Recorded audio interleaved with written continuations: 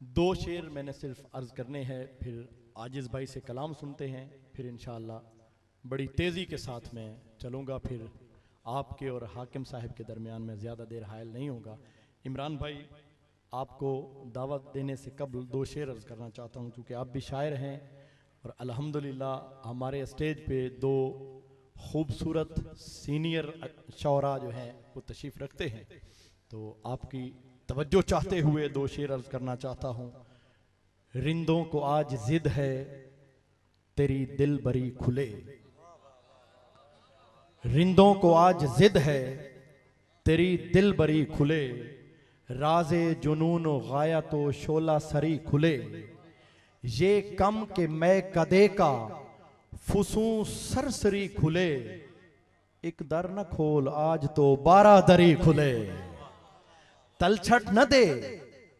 कि रिंद ये खुल्दो अदन के हैं, अदना से हैं गुलाम मगर पंजतन के हैं, अदना से हैं गुलाम मगर पंजतन के हैं। आ मुर्तजा को देख रकूओ सजूद में, आ मुर्तजा को देख रकूओ सजूद में,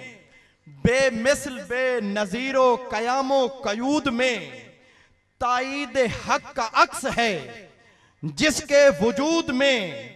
शामिल है जिसका नाम हमेशा दुरूद में, जो दश्त को खजा में बहारें अता करे, जो दश्त को खजा में बहारें अता करे, अंधे भिखारियों को कतारें अता करे।